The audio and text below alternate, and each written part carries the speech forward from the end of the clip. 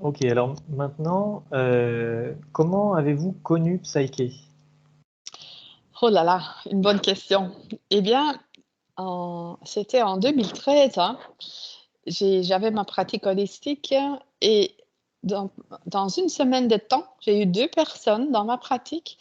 Le premier, c'était un professeur à l'université de Louvain et l'autre, c'était un ami à nous, un ingénieur, qui venait me demander ou me dire, ou presque m'obliger de venir ou d'aller suivre la formation de Psyche. Et moi, je me disais, encore un nouvel Américain qui a inventé un beau paquet avec de l'air dedans, bien emballé dans un emballage cadeau, avec un beau nœud, pas avec moi. Donc, j'avais quand même une résistance parce que j'avais déjà suivi la formation de EFT. J'ai fait des sessions quand même assez longtemps de EMDR.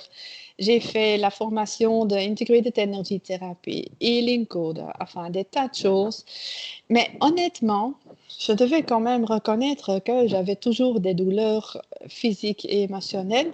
Et à la fin, pour être en paix et tranquille, je leur ai demandé, mais donnez-moi un numéro de téléphone pour que je puisse faire une session privée, individuelle.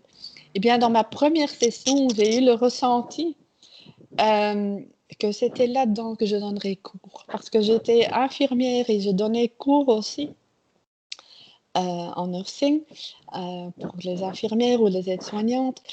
Mais comme je n'avais pas encore transformé le traumatisme d'une grande opération à 14 ans, euh, j'étais pas capable de continuer ma vie professionnelle. Et donc, je savais qu'il fallait faire quelque chose. Eh bien, dans cette première session, j'ai eu le ressenti, je donnerai cours ici dedans. Et j'ai suivi tous les ateliers. J'ai même suivi l'atelier de santé optimale avec Duccio Locati à Marseille, donc en France. Et D'accord. quand je suis retournée de cette formation, ma mère m'a demandé si j'avais de nouvelles gouttes anti-rides pour ma figure et si je pouvais lui en commander aussi. Elle en voulait aussi. Et puis j'ai dû dire, mais non maman, j'ai pas de nouvelles gouttes. Mais j'ai été à Marseille, j'ai pas eu le temps, parce que c'était même au mois de juillet, eu le temps de me mettre à la plage pour me bronzer ou quoi que ce soit.